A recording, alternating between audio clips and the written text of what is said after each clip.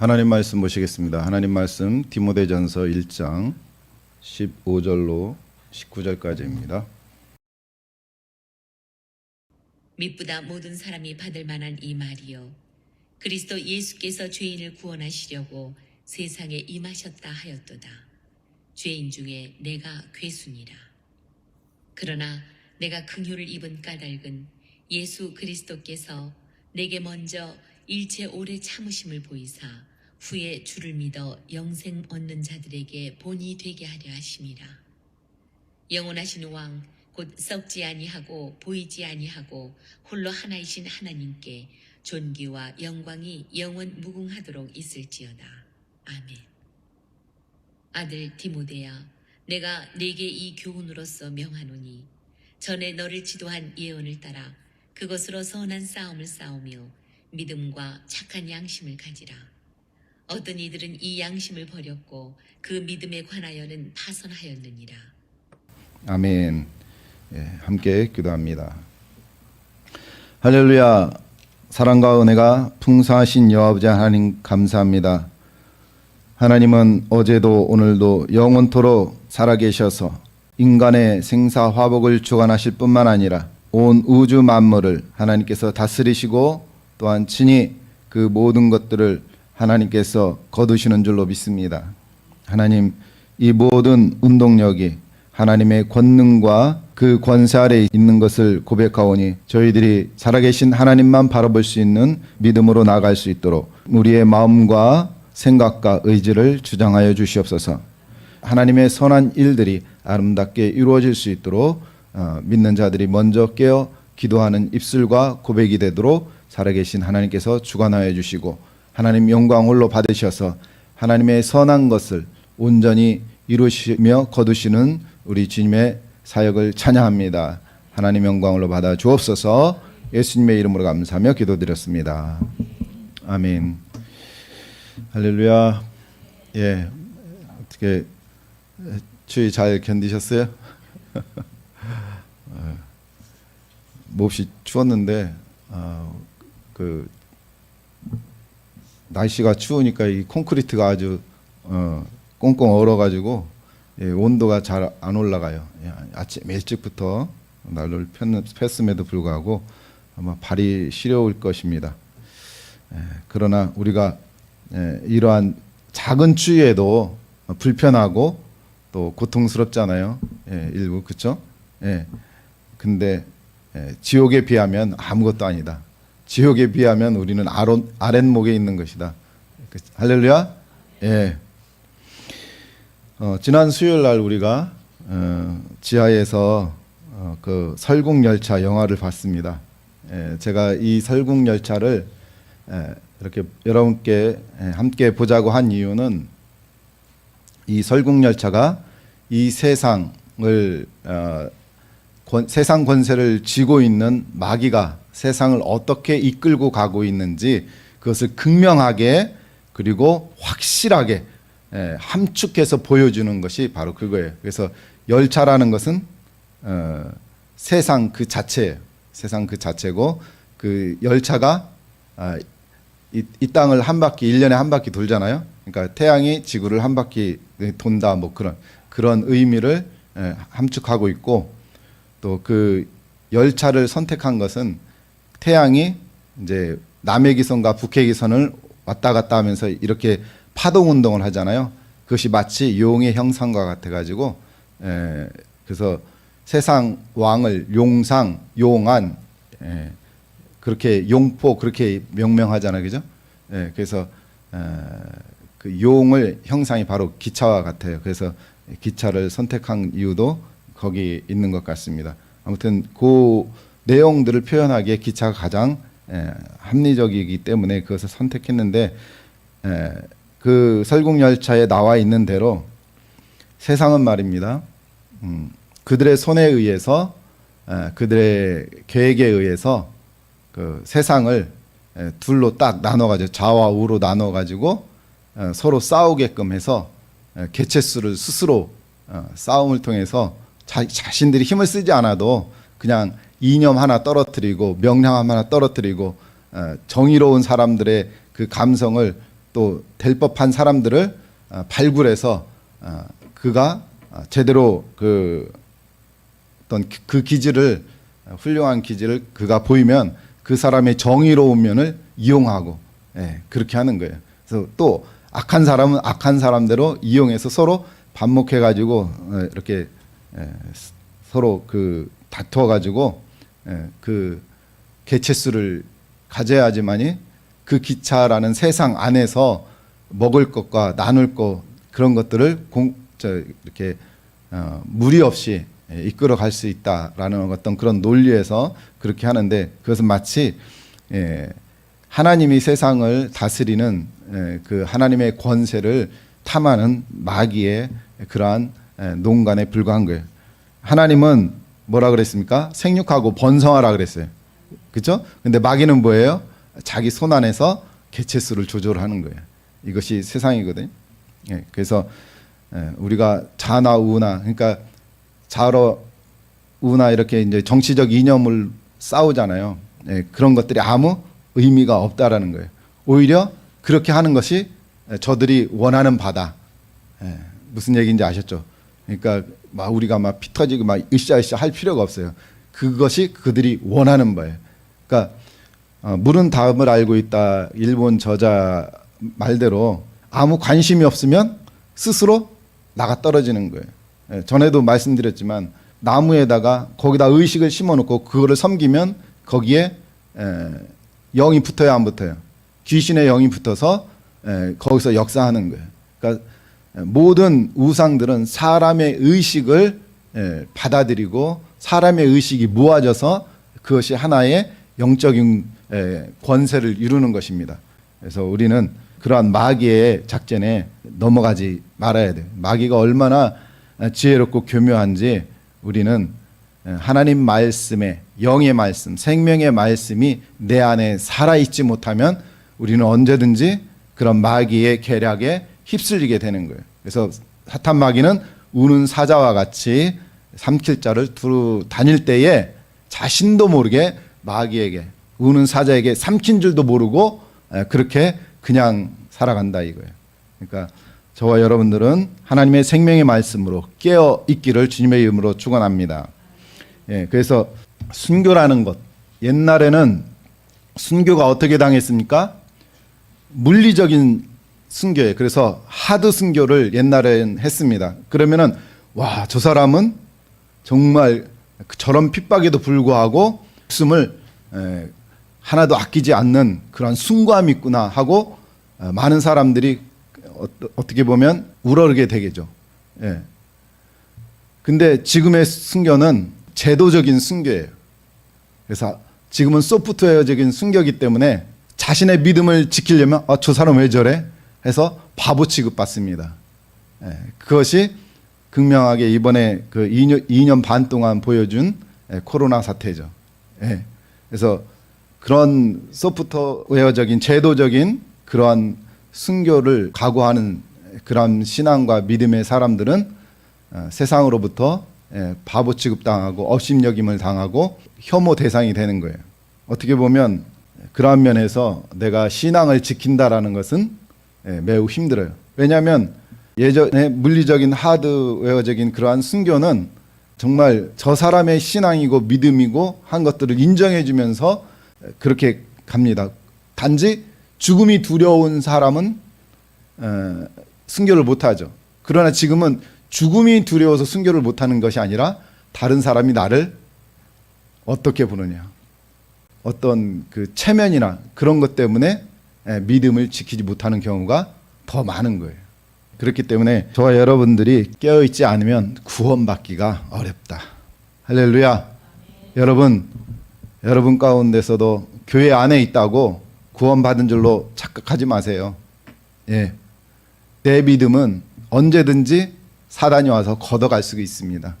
길가에 뿌려진 씨앗, 돌짝밭에 떨어진 씨앗, 가시떨기에 떨어진 씨앗들, 결국 어떻게 됩니까?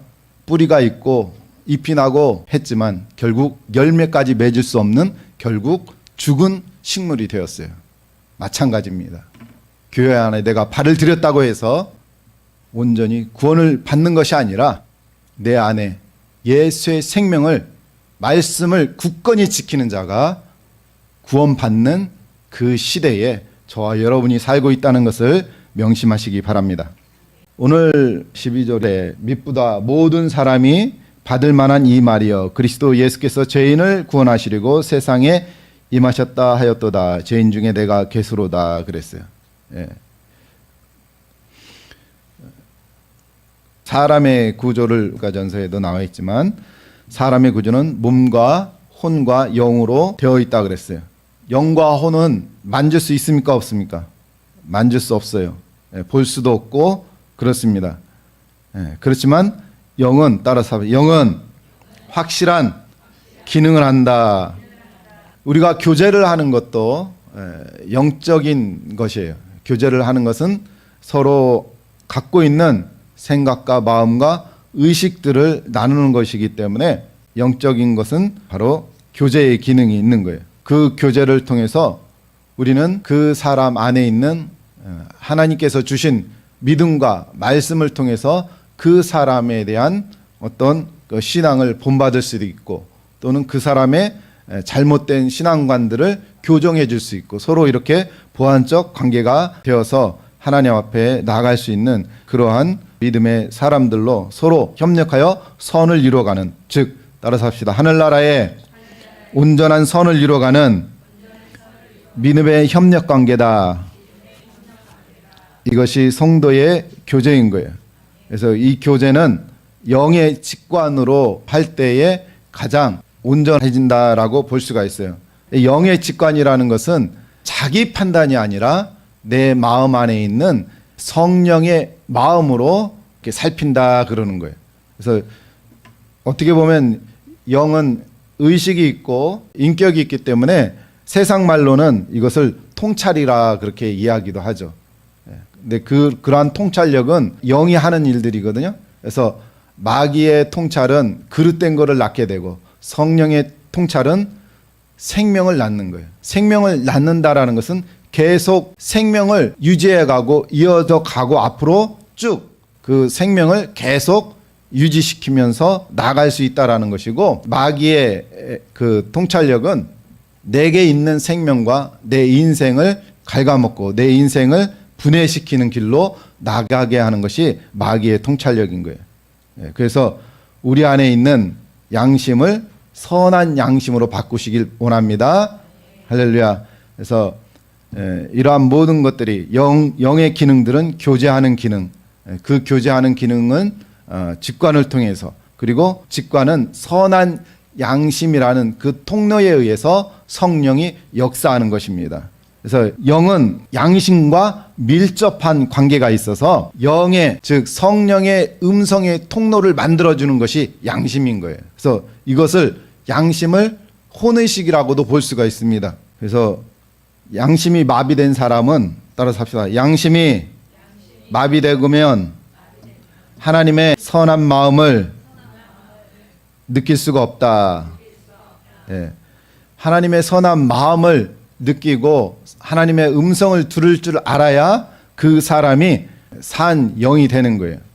그렇지 않으면 하나님의 진리가 그 사람 영 안에서 생명력이나 어떤 역사를 이룰 수 없기 때문입니다. 그래서 양심은 선이라는 것이 전제돼야 돼요. 원래 이 양심이라는 것이 좋은 마음이잖아요. 밝은 마음, 옳은 마음. 그런데 이것이 진정한 선, 즉 세상의 기준의 선이 아니라 하늘나라, 우리 주님의 말씀 안에 우리 주님의 생명력으로 작용하는 뜻이 바로 선인 거예요. 그 선과 우리 마음 안에 하나님께서 우리를 지으실 때 입혀주신 그 양심이 두 개가 서로 만날 때에 우리는 진정한 선한 양심을 가질 수 있는 것입니다. 그래서 선한 양심이 없으면 좋은 믿음 또한 가질 수 없다고 성경은 이야기하고 있는 줄로 믿으시기 바랍니다. 예, 디모데전서 1장 10절에 보니까 믿음과 착한 양심을 가지라. 어떤 이들이 이 양심을 버렸고 그 믿음에 관하여는 파선하였느니라. 믿음은 선한 양심, 착한 양심과 이렇게 연결된다고도 볼 수가 있습니다. 그래서 베드로전서 3장 21절 오직 선한 양심이 하나님을 찾아갈 수 있다라고 그렇게 기록하고 있어요. 또 로마서 2장 15절에는 양심을 마음에 새긴 율법이다. 하나님께서 아담과 하와에게 율법을 주셨죠. 그 율법이 바로 선악과는 따먹지 말라는 것이었어요. 이것이 그들의 율법이 되었습니다. 그러면 그 하나님의 말씀이 아담과 하와에게 마음에 새겨진 율법이 되어야 되고, 그 새겨진 율법이 생명력으로, 삶으로, 인생으로 그대로 나타나야 돼요. 그런데 그것이 중간에 어떻게 됐어요? 꺼져버렸어요. 즉 길가에, 돌짝밭에, 가시밭에 뿌려진 씨와 같이 그렇게 됐단 말이에요. 결국은 하나님의 그 율법, 양심, 하나님께서 우리에게 주신 그 양심에 새겨진 그 율법의 말씀이 지워질 수밖에 없었다. 그래서 우리는 마음 안에 새겨주신 우리 주님의 마음, 그 선한 양심을 저와 여러분들이 잘 깨워서 그 선한 양심이 하나님의 말씀과 잘 접목되는 그러한 인생을 만들어 가시기를 주님의 이름으로 축원합니다. 또 마태복음 6장 22절에 보니까 양심을 마음의 눈이다 그랬어요. 여러분은 마음의 눈이 있습니까? 예, 할렐루야. 예, 마음의 눈이 있어야 하나님을 볼 수가 있기 때문에 그래요. 예, 마음의 눈이라고 하는 것 자체가 양심의 눈이고, 그래서 눈이 어두우면 성경이 뭐라 그랬어요? 온몸이 어둡게 된다 그랬어요. 또 눈이 밝으면 온몸도 밝게 된다. 그러니까 사랑하는 내 영혼아, 내 영혼이 잘된 같이 범사가 잘되고 강건하기를 원하노라, 그렇게 말씀하잖아요. 마찬가지예요. 마음이 밝는다는 것은 마음의 눈이 밝아질 때에 그 사람의 그 범사가 잘 풀리게 되고, 범사가 잘 풀리게 되니까 마음에 근심하는 일이 적게 되고, 그러면 강건하게 되는 것이 영적인 원리다, 그렇게 말씀하고 있습니다. 그래서 여러분의 마음의 눈, 즉 양심의 눈들이 밝게 되기를 주님의 이름으로 축원합니다. 예. 그런데 하나님이 인간에게 주신 선물인데, 방금 말씀드린 양심과 또 하나는 이성이에요. 근데 양심은 삶에 있어서 그 이정표와 같은 거예요. 말씀은 보고 암기하고 또 배우고 그래야 되잖아요.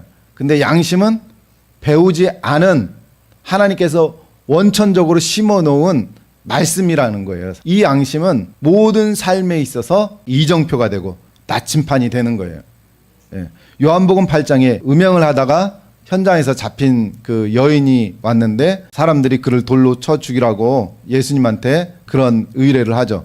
그래서 돌로 쳐 죽이면 예수님께서 주장하는 사랑이 없는 예수라고 그렇게 비판할 것이고, 돌 쳐 죽이지 않게 되면 모세의 율법을 어긴 자로 낙인이 될 것이고, 그래서 빠져나갈 수 없는 구멍을 가지고 예수님께 강요를 합니다.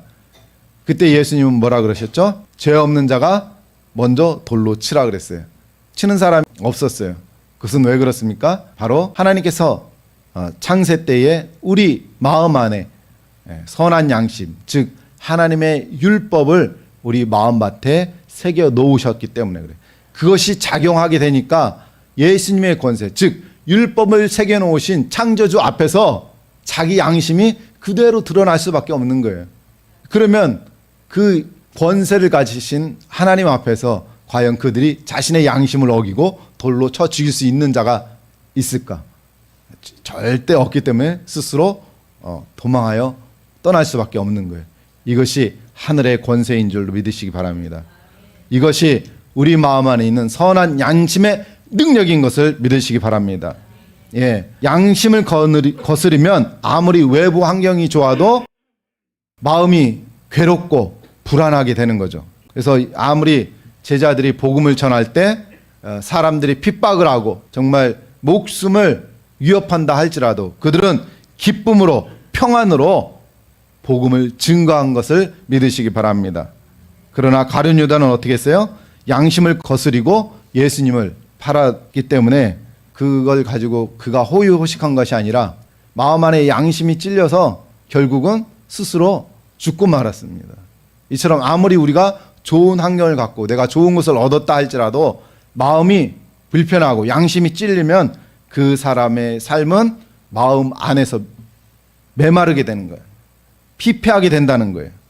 예, 그래서 우리가 양심을 속일 때는 세상의 법을 속일 수는 있으나 마음의 법은 피할 수가 없는 거예요. 정치인들이 아무리 거짓말을 한다 할지라도 자기 안의 양심의 법에서는 결코 자유로울 수 없다.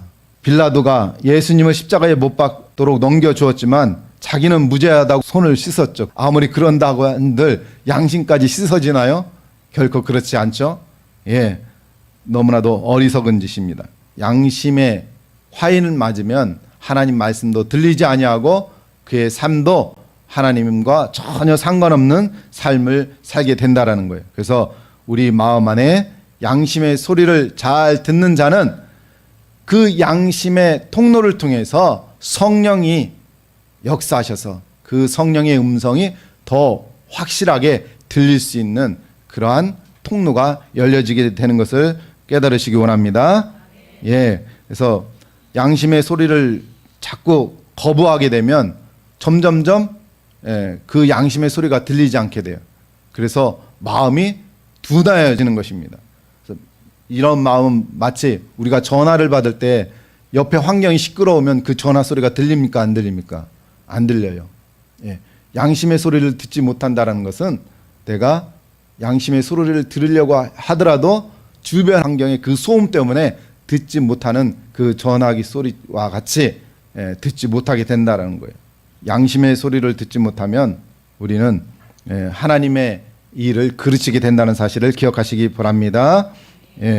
가룟 유다는 욕심의 소리에 기울였고 또 다윗은 정욕의 소리에 귀 기울였기 때문에 그 소리가 더 크게 들리니까 양심의 소리가 묻히게 되는 거예요. 그래서 우리는 이러한 하나님의 이 영적인 원리에 의해서 우리 양심의 소리가 먼저 그 양심을 타고 우리 성령님이 나에게 무엇라 말씀하시는지 잘 깨닫는 그런 섬세한 여러분의 생애가 되시기를 주님의 이름으로 축원합니다. 그렇게 해서 믿음의 성도에게 들려지는 그 선한 양심의 소리에 살아있는 성령이 올라타셔서 여러분의 인생을 통해서 하나님이 더욱 기뻐하시는 복된 생애가 되시기를 주님의 이름으로 축원합니다. 아멘. 따라서 합시다. 양심이 마비되면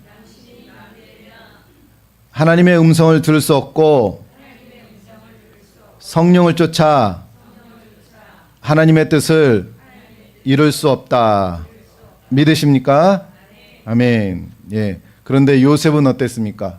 보디발의 아내가 요셉을 유혹했을 때 그는 양심 안에 거하시는 성령의 음성을 따랐던 거예요. 그 순간 요셉은 내가 어찌 하나님 앞에서 이 큰 악을 행하리까라고 죄의 소리를 물리치게 되었던 것입니다.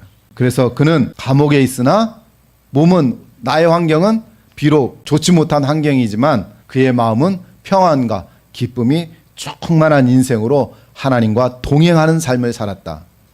여러분과 저도 하나님과 동행하는 인생이 되시기 바랍니다. 내 환경이 좋아지는 것이 복이 아니라 내가 하나님과 함께 있는 것이 참된 복인 것을 깨달으시기 원합니다. 할렐루야. 이것이 주님이 원하시는 거예요. 주님이 원하시는 것이 무엇인지 하나님의 일을 많이 하는 것도 중요하지만 하나님은 나에게 하나님의 일을 많이 하라고 원하는 것보다 지금 너가 나와 함께 있느냐 이것을 더 중하게 우리 하나님은 점수 매긴다는 거예요. 할렐루야. 그러므로 우리가 아무리 기도를 잘하고 말씀의 지식이 많다 해도 양심 가운데 들려지는 성령의 음성이 여러분 안에 살아있지 않으면 그 사람은 진정한 그리스도인이라 말하기가 어렵다는 것이죠. 그래서 양심의 소리에 마비되는 사람은 영적 생활이 위선적으로 나올 수밖에 없습니다. 그러면 그의 인생은 결국 모래성과 같게 돼요. 믿음도 헛것되고 삶도 헛것되며 인격도 믿을 수 없는 자가 된다. 우리가 서로를 신뢰하고 믿을 수 있는 것은 양심 안에 거하시는 성령의 인격을 통해서 우리는 신뢰할 수 있는 관계가 된다는 사실을 여러분 인정하시기 바랍니다. 그래서 오늘 19절의 말씀처럼 믿음과 착한 양심을 가지라. 어떤 이들이 이 양심을 버렸고 그 믿음에 관하여서는 파선하였느니라. 이처럼 하나님의 거룩하고 신령한 음성을 듣지 않는, 즉 양심의 소리에 귀를 막고 있는 사람은 배가 암초에 부딪혀서 침몰하는 배가 되는 거예요. 그러므로 우리의 신앙과 인격도 이와 같이 된다는 사실을 여러분과 제가 명심하시기 원합니다. 양심을 통해서 하나님과의 영적 교제를 긴밀하게 하자. 양심의 기능은 사실 하나님의 영적 교제를 돕는 것에 있어요. 믿으십니까? 예, 양심이 여러분의 신앙과 믿음을 돕는 도구가 되시기를 주님의 이름으로 축원합니다. 예, 그러므로 영혼이 죽은 사람은 양심도 죽은 것이요 하나님의 음성을 들을 수도 없고 하나님과 교제할 수도 없는 것입니다. 히브리서 9장 14절에 보니 하물며 영원하신 성령으로 말미암아 흠없는 자기를 하나님께 드린 그리스도의 피가 어찌 너희 양심으로 죽은 행실에서 깨끗하게 하고 살아계신 하나님을 섬기겠느냐 그랬어요. 그리스도의 거룩한 피가 우리의 양심 안에서 운동력을 발휘할 수 있어야 된다, 그런 이야기예요. 그럴 때만이 우리는 참된 살아계신 하나님을 참되게 섬길 수 있다, 그 얘기입니다. 죽었던 여러분의 양심이 그리스도의 보혈로 살아난 것을 믿으시기 바랍니다. 예, 그리스도의 보혈로 죽었던 우리의 양심이 살아나면 영적 직관 또한 살아나게 되는 거예요. 그래서 따라서 합시다. 영적 직관을 양심을 통해서 개발하자. 예, 왜냐하면 그리스도의 보혈로 말미암아 죽었던 양심이 살아났기 때문에 그래요. 그 살아난 양심을 가지고 여러분의 영적 직관력이 살아날 때 하나님과의 온전한 교제를 이루어갈 수 있다는 사실을 이 시간 기억하시기 원합니다. 그래서 직관이란 이성의 작용이 아니라 영적으로 직접 아는 거예요. 영적으로 직접 안다라는 것이 무엇입니까? 하나님과 내가 교제를 통해서 하나님의 마음을 내가 직접 알았다. 예? 누구에게 어떤 말을 들어서가 아니라 하나님께서 주신 그 계시로 인해서 하나님의 뜻을 직접 깨달았다. 이것이 진정한 직관인 거예요. 예. 그래서 이런 직관이 생기면 사람들과의 교제 속에서, 성도 간의 교제 속에서 영 분별이 되게 되는 거예요. 예. 그러한 영적 직관을 여러분이 가지시기 바랍니다. 예. 그런데 우리가 양심을 밀어내고 양심의 가책에 우리가 민감하지 않게 되면 송사받게 돼요. 그러면 하나님의 교제가 막히게 되는 것을 여러분 깨달으시기 바랍니다. 그러면 이 양심의 가책은 하나님과의 접근, 즉 하나님과의 그 직관을 방해하는 요소가 되는 거예요. 그렇기 때문에 우리 안에 있는 그런 양심의 가책들이 느껴지시거든요. 성령으로 말미암아 빨리빨리 제거할 수 있는 지혜가 열리시기를 주님의 이름으로 축원합니다. 예. 모든 죄는 그리스도의 피로 해결받음으로써 양심에 송사받는 일이 없도록 해야 한다. 예. 그래서 만약에 양심에 송사되는 그러한 양심의 가책들이 이렇게 떠오르면 하나님 앞에 자복하고 회개해서 예수의 피로 말미암아 온전히 씻음 받는 그러한 의식의 씻음이, 양심의 씻음이 여러분 생활 가운데 나타나야 되는 줄로 압니다. 예, 그러면 하나님과의 교제가 온전히 이루게 되는 거예요. 예, 그런 것 없이 우리가 예배 드리면 아무 소용없는 거예요. 울리는 꽹과리와 같다. 그렇게 고린도전서에서 말씀하고 있잖아요. 그러므로 우리는 우리 마음 안에 마비된 양심, 위조된 양심이나 강팍한 양심이 되지 아니하도록 우리의 마음을 성령으로 늘 말씀과 기도로서 적셔야 되는 줄로 압니다. 주님께서 내 양심 안에 부은 바 되어서 그 양심의 소리에 민감하게 귀 기울이면서 성령의 말씀에 순종하여 나가는 그런 하나님과의 친밀한 관계가 되시기를 주님의 이름으로 축원합니다. 예.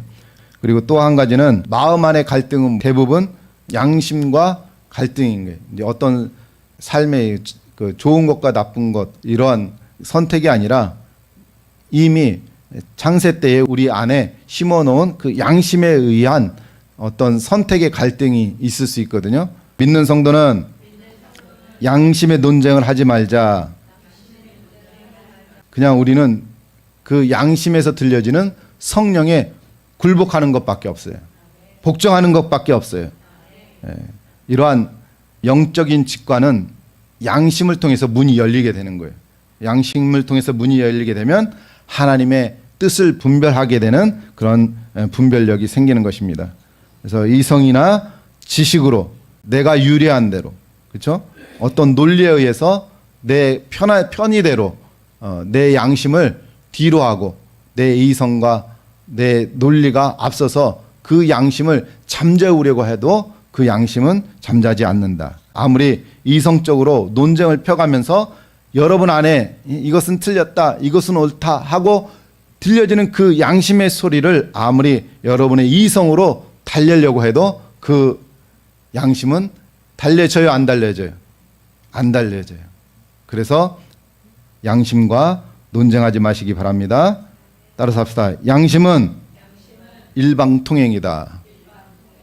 왜냐하면 양심은 이미 선포된 강령의 율법과 같은 거예요. 그렇기 때문에 양심은 일방통행이다. 그래서 타협이 없음을 명심하시기 바랍니다.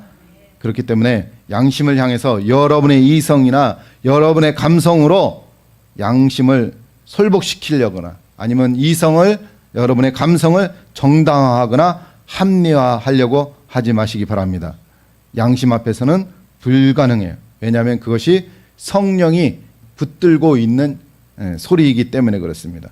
도둑질한 것으로 어떤 선한 사업을 하고 구제를 하고 한다 해도 그 양심은 그 도둑질한 것에 자유롭습니까?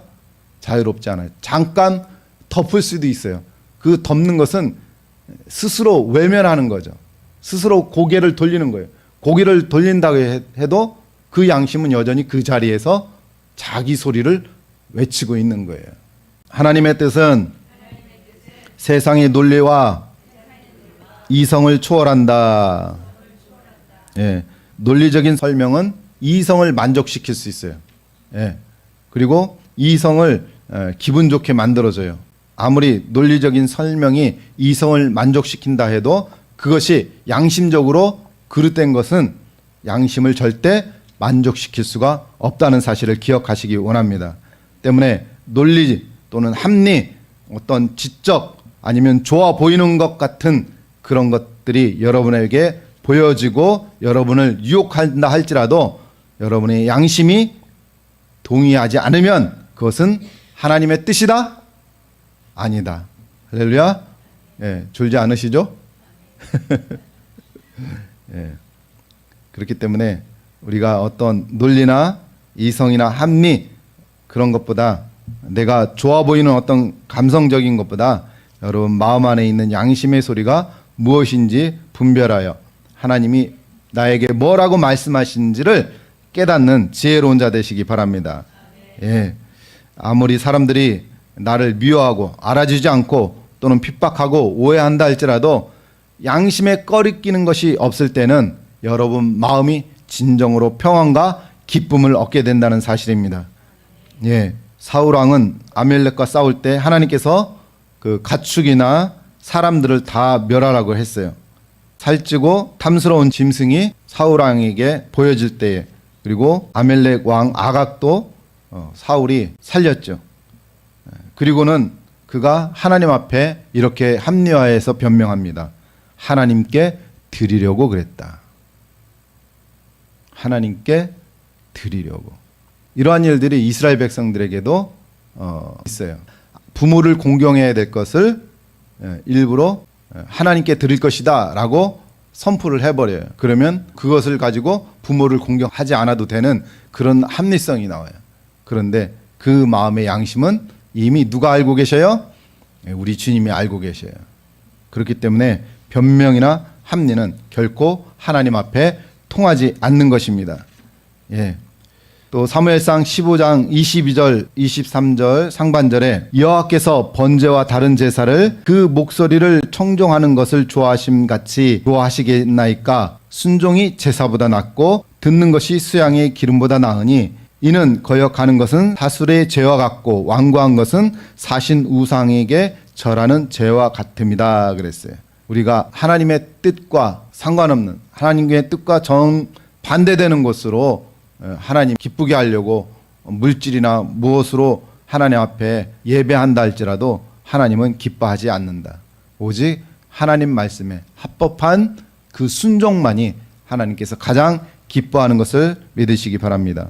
예, 그래서 우리는 양심의 통로로부터 솟아나오는 성령의 음성에 예민하게 반응하여서 순종하는 그러한 저와 여러분들의 복된 삶이 되시기 원합니다. 예, 바울은 사도행전 23장 1절에 내가 범사의 양심을 따라 하나님을 섬겼다 그랬어요. 또 24장 16절에 하나님과 사람을 대하여 항상 양심의 꺼리낌이 없기를 원하노라라고 바울은 그렇게 이야기하고 있습니다. 그래서 양심은, 따라서 합시다. 양심은 우리의 신앙생활과 우리의 삶을 바르게 인도한다. 예, 왜냐하면 그 양심 안에 우리 주님이 살아계시기 때문이 그렇습니다. 예, 그래서 믿음 생활하기 위해서는 양심을 통해 들려오는 하나님의 음성을 들을 줄 알고 또 양심 안에 거하시는 섬세하신 주님의 마음과 뜻을 헤아리는 지혜롭고 보배로운 여러분들의 삶이 되시기를, 성도가 되시기를 예수 그리스도의 이름으로 축원합니다. 이래서 선한 양심이 매우 중요한 것입니다. 기도하시겠습니다. 할렐루야. 살아계셔서 우리 가운데 역사하시는 참 좋으신 하나님 감사합니다. 오늘은 하나님께서 장세 때에 우리 인간에게 심어놓은 선한 양심에 대해서 상고하였습니다. 아버지, 그 선한 양심은 우리 주님이 거하시는 자리요 우리 성령님께서 운행하시는 자리임을 이 시간 깨달았습니다.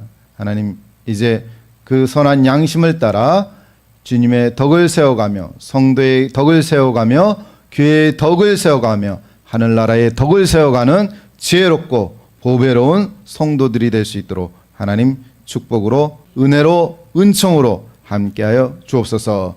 그러므로 말미암아 하나님께서 내게 입혀주신 그 능력대로 그 능력을 행하는 자 되길 원합니다. 함께하여 주옵소서. 오늘도 우리를 구원으로 인도하신 예수님의 이름으로 감사하며 기도드렸습니다. 아멘.